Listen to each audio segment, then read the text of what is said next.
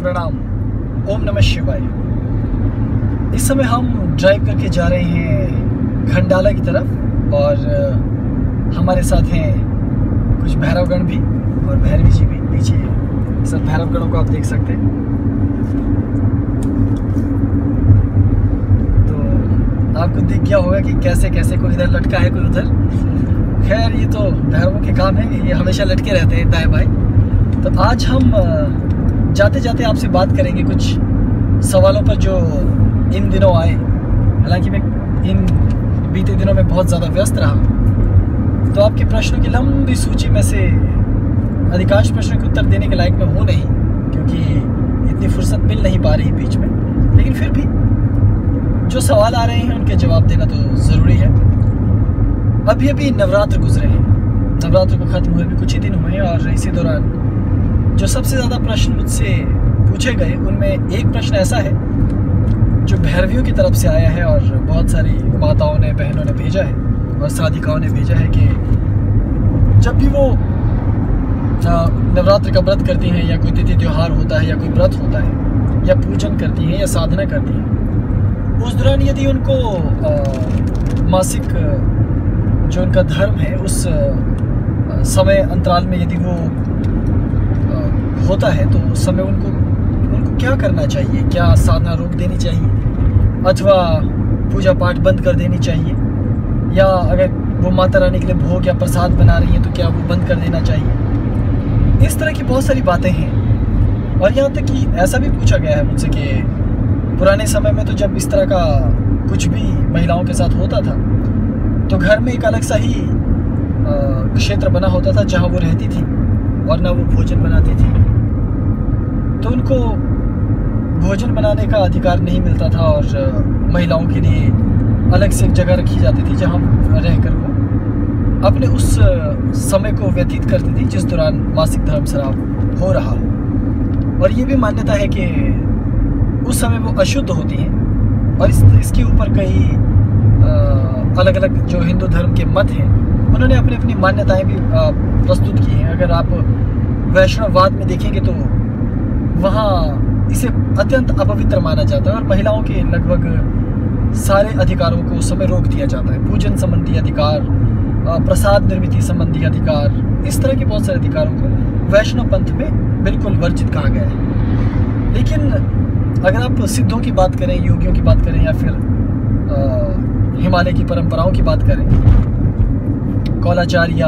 अन्य मतों को आप देखिए, तांत्रिक संप्रदायों को आप देखिए, तो उनकी अपनी कुछ मान्यताएं हैं। तो आज मैं इसी विषय पर आपसे बात करूंगा। तो सबसे पहले इस बात की शुरुआत करते हैं कि क्या मासिक धर्म स्राव के समय महिलाओं को साधना रोकनी चाहिए अथवा नहीं? यहाँ पर मैं आपको कुछ बात बहुत जोर देकर आपको समझाना चाहता हूँ कि यदि कौलकुल की साधनाएं हैं, तंत्रमतीय साधनाएं हैं और यदि आप मंत्राचार कर रही हैं तो इसमें किसी भी भैरवी को, किसी भी माता या बहन को पूजा पाठ रोकने की आवश्यकता नहीं होती। उनको पूरा अधिकार है कि वो पूजा पाठ और साधना कर सके। पहली बात ये क्लियर हो गया। दूसरी बात कि क्या वो भोजन बनाकर सबको भोजन परोस सकती हैं? इसके संबंध में भी दो मत हैं। जैसे कि प्रथम मत ये है कि उस दौरान यदि संभव हो तो माताओं को विश्राम करना चाहिए और यदि अति आवश्यक हो कि घर में मान लीजिए खाना बनाने वाला कोई और है ही नहीं तो उस स्थिति में वो भोजन बना सकती है। लेकिन ये तो राजनीतिक प्रश्न हो गया कि किस समय क्या करना चाहिए। लेकिन इसमें धर्म की क्या मान्यता है और वास्तविक अध्यात्म जो है वो क्या कहता है? तो इसका सीधा सा उत्तर है कि उनको भोजन बनाने का अधिकार भी है। अगला प्रश्न, तो क्या वो प्रसाद बनाकर भगवान की पूजन अर्चन कर सकती हैं? जैसे भक्ति परंपरा में उनका स्नान करना, उनका वंदन करना या कौलाचार में तर्पण करना या मंत्र जाप करना या पादुका पूजन इत्यादि करना, क्या वो संभव है? तो इसका भी उत्तर है कि हाँ, वो भी संभव है। तो फिर समस्या ये है कि अगर हाँ ये सब अधिकार हैं तो फिर क्यों कहते हैं पंडित, पुरोहित या बाकी साधुजन या जिनको हम तथाकथित रूप से विद्वान मानते हैं, विद्वान जन, ये क्यों कहते हैं कि महिलाओं को पूजा पाठ नहीं करनी चाहिए, उनको दूर रहना चाहिए, उनके अधिकार छीन लिए गए हैं? तो यहाँ मैं आपको कुछ बताना चाहूँगा। कुछ शक्तियाँ जो कि सात्विक शक्तियां होती हैं, उनका जब पूजन किया जाए, उस समय किसी भी प्रकार से मनुष्य के शरीर से यदि रक्त बाहर बह रहा हो किसी भी स्थान विशेष से, या कट लग जाए या चोट लग जाए, तो रक्त का दर्शन करना या उसको बहते हुए देखना अशुभ माना जाता है, जो कि लक्षण शास्त्र के अनुसार उचित नहीं माना जाता। यही कारण है कि यदि स्त्रियों को मासिक धर्म स्राव हो रहा हो अथवा पुरुषों को यदि चोट लग जाती है और कोई ऐसा घाव हो जहां से रुक रुक कर उस घाव से बस पीक बह रही हो अथवा लगातार उस घाव से खून बहता रहता हो, तो कुछ विशिष्ट साधनाओं को करने से रोका जाता है। कुछ ऐसे मंत्र हैं जिसमें इस तरह की अगर कोई घटना हो रही हो तो उसको रोकना श्रेष्ठ कहा जाता है। लेकिन इसका अर्थ ये नहीं है कि वो सभी साधनाओं अथवा सभी मंत्रों में समान रूप से लागू होता है। देखिए, यहाँ मैं कुछ सामाजिक बात भी करूँगा।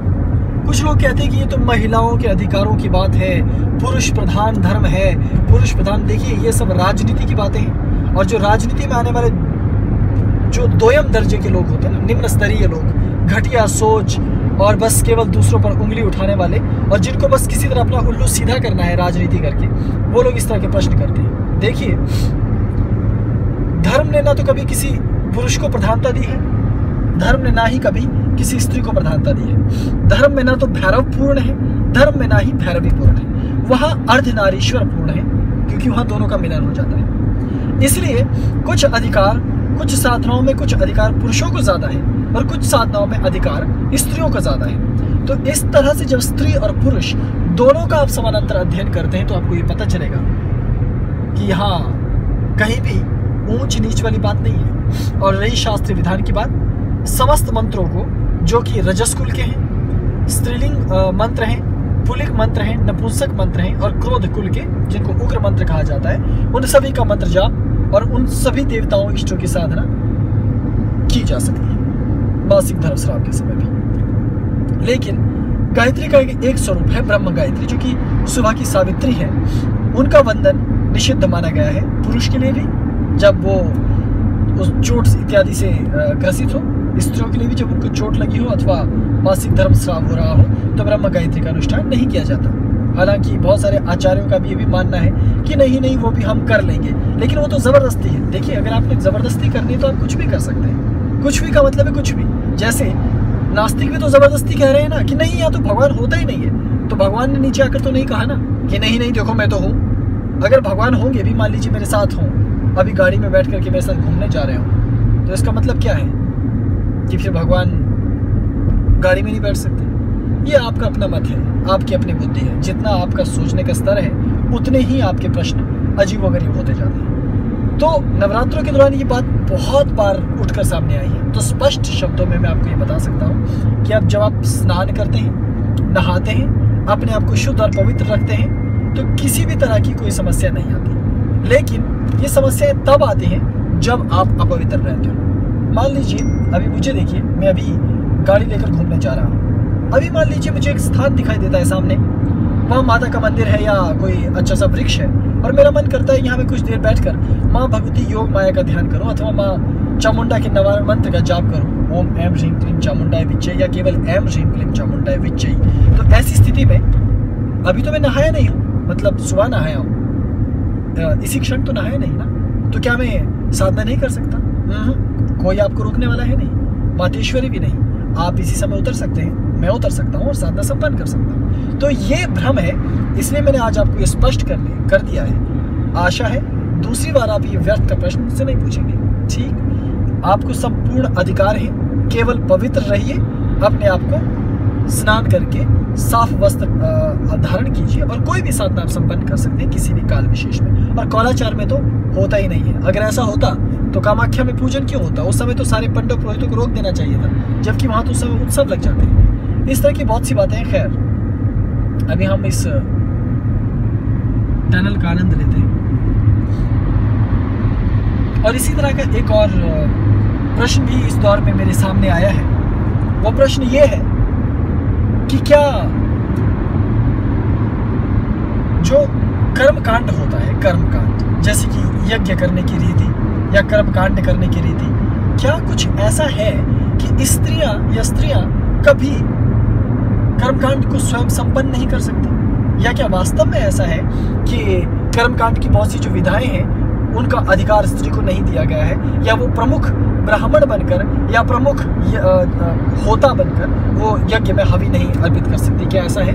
या वो स्वयं आचार्य बनकर यज्ञ अनुष्ठान नहीं करवा सकती? तो इसका भी उत्तर है कि ये भी केवल मनगढ़ंत और कोरी बात है। देखिए, एक बात आप साफ साफ अपने मस्तिष्क में बिठा दीजिए, और वो बात क्या है? वो केवल इतनी है कि जब आप किसी गुरु से दीक्षित हैं, जब आपने दीक्षा प्राप्त कर रखी है किसी भी गुरु से, चाहे स्त्री गुरु है आपकी या पुरुष गुरु है, इससे कोई अंतर नहीं पड़ता, लेकिन यदि आप दीक्षित हैं तो दीक्षित होने के बाद ये बात आप स्पष्टता याद रखिए कि फिर आप केवल साधक और साधिका हो जाते हैं, भैरव और भैरवी हो जाते हैं, और तब आप स्त्री या पुरुष दोनों बंधनों से मुक्त हो जाते हैं। तब ऐसी स्थिति में आप स्त्री पुरुष होते हुए भी आप साधक और साधिका ही होते हैं, भैरव और भैरवी ही होते हैं, और उनको सब कुछ करने का अधिकार है। सब कुछ का मतलब है सब कुछ। मैं कह रहा हूं आपको कि वेद पाठ करना है आपने, लेकिन यदि आप अपने आप को स्त्री समझती हैं तो निषिद्ध है। मैं अपने आप को यदि पुरुष समझूं तो निषिद्ध है, क्योंकि अपौरुषीय ग्रंथों का अध्ययन या वेदों का उच्चारण हम लोग कैसे कर पाएंगे? इसलिए साधक होना अनिवार्य है। आप अपने आप को साधक बना दीजिए, भैरव भैरवी बना लीजिए, और वही मानकर अपने आप को आगे चलिए, तो आपको रोकता कौन है? धर्म में तो आपको कभी भी किसी भी तरह का की रोक टोक होती नहीं है, लेकिन हाँ, उसको समझने की क्षमता आप में होनी चाहिए कि यदि किसी स्थान विशेष में जाने से रोका जा रहा है, किसी साधना विशेष को करने से रोका जा रहा है, तो उसका कुछ न कुछ अर्थ होता है। इसलिए आप समस्त कर्मकांडों को संपन्न कर सकते हैं, और कौलांतक पीठ में तो समस्त कौलाचार हैं, वो तो समस्त भैरवियाँ उसको स्वयं संपन्न करती हैं, और आप पिछले कई युगों से करती आई हैं, आगे भी भविष्य में करती जाएंगी। तो महिलाओं का ये प्रश्न भी मुझे लगता है अब स्पष्ट हो चुका होगा, इससे अधिक मुझे कहने की आवश्यकता नहीं होनी चाहिए।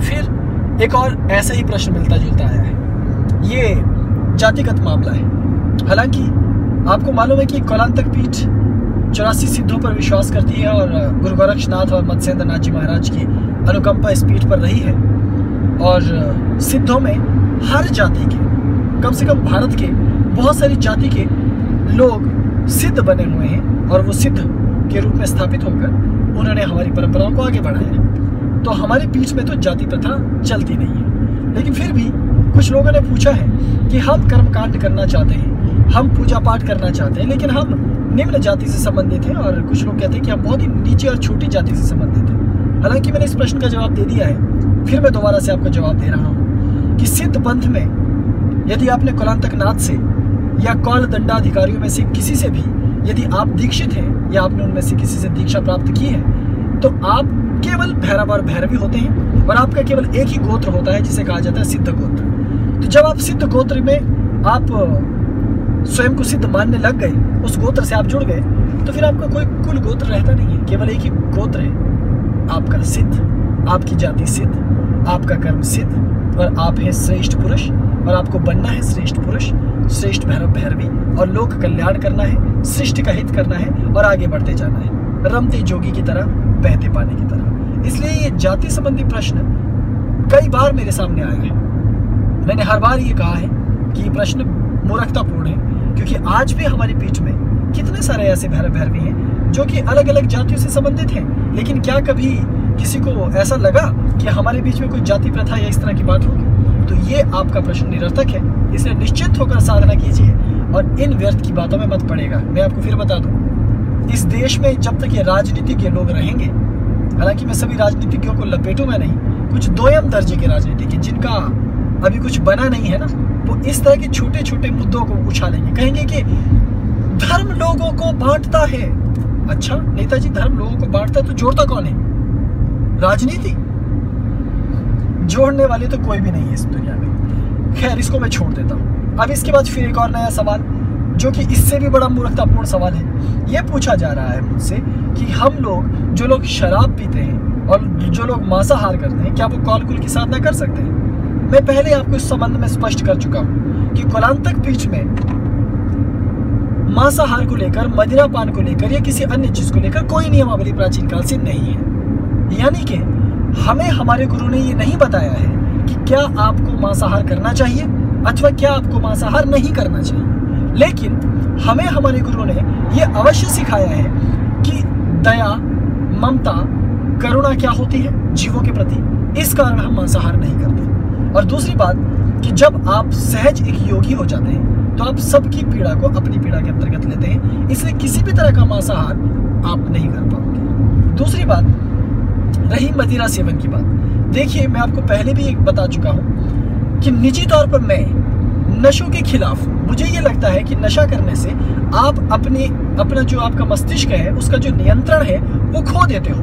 कुछ देर के लिए आप उस नशे के अधीन हो जाते हो, जो कि एक श्रेष्ठ और उत्तम बात नहीं है एक योगी के लिए, और वो उस योगी के विकास में बाधक हो सकता है। तो ऐसी परिस्थिति में स्पष्टतया एक अच्छा योगी पुरुष कभी भी नशे का सेवन नहीं करेगा। लेकिन यदि आप ये कहें कि मैं नशेड़ी हूं और मैं मांसाहारी हूं और कुरांतक पीठ की मैं साधनाओं को संपन्न करना चाहता था, लेकिन मैं इसलिए नहीं कर पा रहा क्योंकि मैं मांसाहारी हूं, मैं मदिरा सेवन करने वाला हूं, तो देखिए ये आपका केवल बहाना है। कुरांतक पीठ कभी भी किसी भी ऐसे व्यक्ति को नहीं रोकती जो चाहे मांसाहारी हो या मदिरा पान करने वाला हो, क्योंकि हमें हमारे गुरु मंडल की तरफ से, हमारे गुरुओं की तरफ से ये सिखाया गया है कि मेरे पास चाहे अपराधी आए या वैश्य आए या कोई शराबी आए या नशेड़ी आए या फिर कोई बहुत बड़ा व्यक्ति आए या बहुत ही छोटा व्यक्ति आए, ये सब चीजें केवल हमारे संसारिक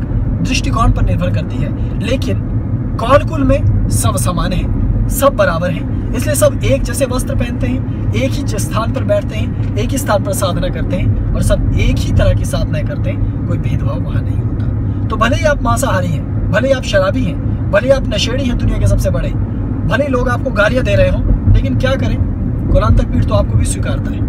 इसलिए आप साधना कीजिए, भगवान का नाम लीजिए, साधनाओं को संपन्न करते हुए आगे बढ़िए, आपके ऊपर कोई रोक टोक नहीं है। लेकिन यदि आप पूछेंगे कि कुरांतक नाथ की क्या निजी राय है, तो मैं आपको बता चुका हूँ, बचपन से लेकर जब से मैंने होश संभाला है और जब मुझे पता चला कि सामाजिकता के प्रति जो सामाजिक कार्य हैं उसमें हमारा क्या उत्तरदायित्व है, तो मैंने सामाजिक कार्यों को पूरा करने के लिए हमेशा नशे के विरोध में कहा है। और मैंने लगातार व्यक्ति को शुद्ध जीवन जीने के लिए और जैविक दर्शन वाला जो हमारा एक विचार है उसको प्रेरित करने के लिए मैंने हमेशा प्रेरणा दी है। तो मैं वही चाहूँगा कि वही आप अपनाएं, लेकिन जो सच है वो भी मैंने आपको बताया और जो मैं चाहता हूँ वो भी मैंने आपको बता दिया। तो ये प्रश्न भी आपका पूरा हो चुका होगा। अब चलते चलते एक और प्रश्न भी मैं आपके सामने प्रस्तुत करना चाहता हूँ। कुछ लोग ये कह रहे हैं कि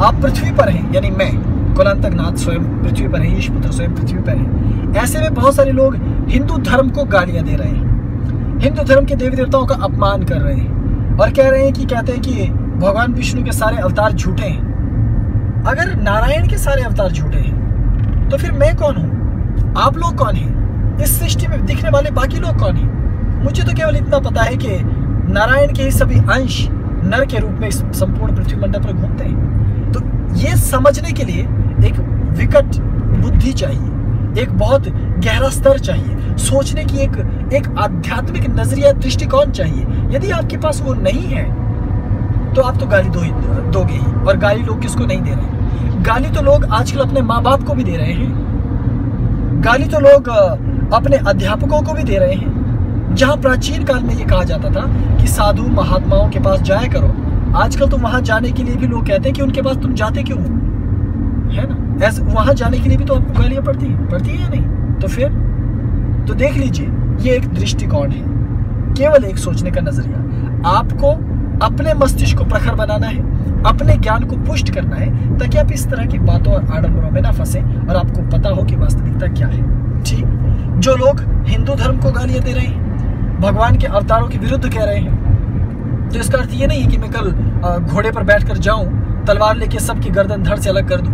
मेरे पास और तरीके हैं। मेरे पास घोड़ा है बहुत अच्छा शानदार, जिस पर जब मैं बैठता हूं तो लगता है कि कहीं बैठा हूं। मेरे पास तलवार भी है बहुत शानदार, किसी को मारने के लिए नहीं है, रक्षा करने के लिए। लेकिन मैं फिर भी हिंदू धर्म की रक्षा करना भली प्रकार से जानता हूँ। और चिंता मत कीजिए, आप लोगों को हिंदू धर्म के बारे में इतना सोचने की जरूरत नहीं है, क्योंकि ऊपर बैठे हैं जिनको गुरु मंडल कहा जाता है और सप्त ऋषि मंडल बैठा है ना, और महादेव स्वयं और कैलाश पूरा बैठा है। तो चिंता काहे की, मस्ती कीजिए, साधना कीजिए, इतनी चिंता मत कीजिए।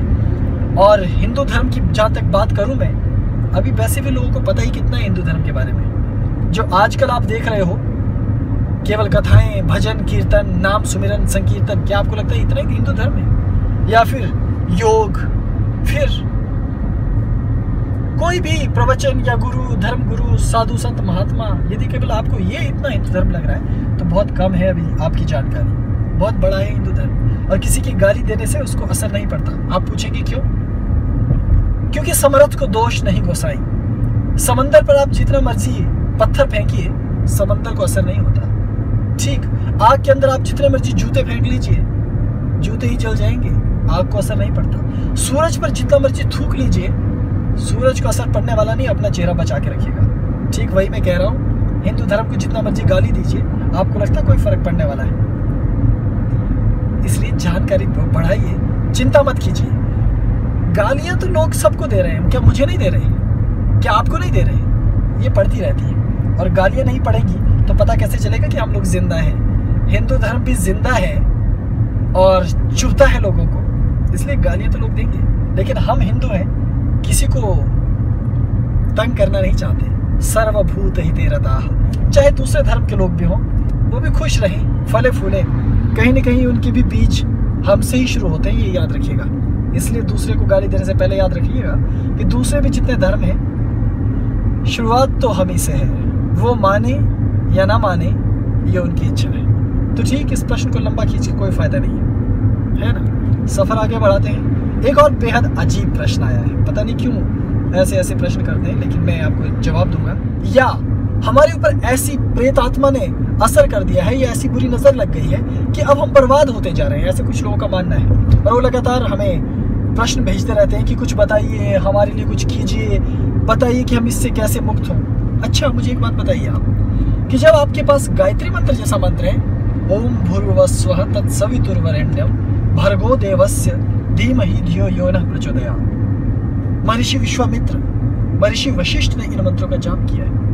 और ऋग्वेद, यजु इत्यादि वेदों को आप पढ़िए, उसमें भी ये मंत्र है, तत्सवितुर्वरेण्यं भर्गो देवस्य धीमहि धियो यो नः प्रचोदयात्। तो आपको इतने उच्च कोटि के मंत्रों का ज्ञान होते हुए भी जब आप उन मंत्रों का इस्तेमाल करना नहीं जानते हो, उन पर आपकी श्रद्धा नहीं है, तब वो नजर या वो भूत प्रेत या वो नकारात्मक चीज आप पर हावी होगी। क्योंकि जो व्यक्ति अपने ऊपर सबको हावी होने देगा ना, उस पर तो कोई भी हावी हो जाएगा। एक छोटा सा उदाहरण मैं आपको देता हूँ। अभी हम इस सड़क पर जा रहे हैं, मान लीजिए सामने कोई उदंड तत्व है, शरारती तत्व, 5-6 नशेड़ी लोग हैं, वहां पर खड़े होंगे। अभी हम गाड़ी से जा रहे हैं, हमें रोक देंगे और हम पर धौंस जमाना शुरू कर देंगे। यदि अब हम चुप रहेंगे, अब चुप तो रहना पड़ेगा क्योंकि पहले हम योगी हैं, सिद्ध हैं, तो अब चुप रहना पड़ेगा। तो हम चुप रहेंगे थोड़ी देर, तो क्या होगा?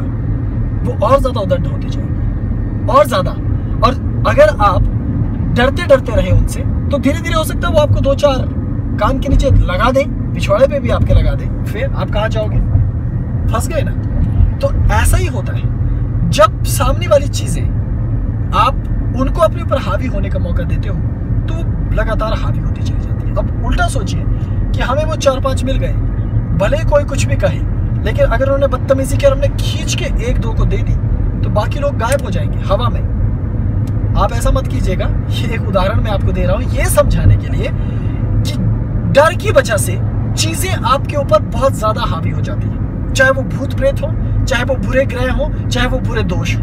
याद रखिए, सिद्ध पुरुष और सिद्ध गोत्र का सर्वश्रेष्ठ होना क्यों सर्वश्रेष्ठ है? क्योंकि वो ये जानते हैं कि मैं भैरव हूं। भैरव कौन? जिसने भय को रौंद दिया हो, वो भैरव है। भैरवी कौन? जिसने भय को रौंद दिया है। इस कारण तो याद रखिए, एक मंत्र ओम समसिद्धाय नमः, एक मंत्र ओम महाकालाय विकर्तनाय मायाधराय नमः नमः। ये मंत्र जो है आपके लिए पर्याप्त है किसी भी बुरी नजर, किसी भी साड़सती, किसी भी मांगलिक दशा, किसी भी काल सर्प दोष से लड़ने के लिए। बस विश्वास होना चाहिए और आपको पता होना चाहिए कि हाँ, मैं इससे लड़ सकता हूँ। जो व्यक्ति पहले ही हिम्मत हार कर बैठा हो, उस पर ये चीजें और हावी होती चली जाती है। मैं इससे ज्यादा कुछ समझाना नहीं चाहता, क्योंकि देखिए शाम हो रही है, मुझे आगे भी बढ़ते जाना है। और ये याद रखिए, जो डर गया वो मर गया। अब ये तो फिल्मी डायलॉग है, मुंबई से भी मैं आपको फिल्मी डायलॉग सुना रहा हूँ, वो भी अगर आपको याद नहीं रहेगा तो काम कैसे चलेगा। इसलिए अब मैं आपके और प्रश्नों के कुछ उत्तर लेकर आऊँगा, लेकिन फ़िलहाल मैं आगे बढ़ूँगा और हम और हमारी ये भैरव भैरवियों की टीम आपसे यहाँ से विदा लेगी। तो आपसे मैं फिर बात करूँगा। ओम नमो आदेश, ओम नमः शिवाय। अपना ख्याल रखिएगा, मैं फिर लौट के आऊँगा। प्रणाम।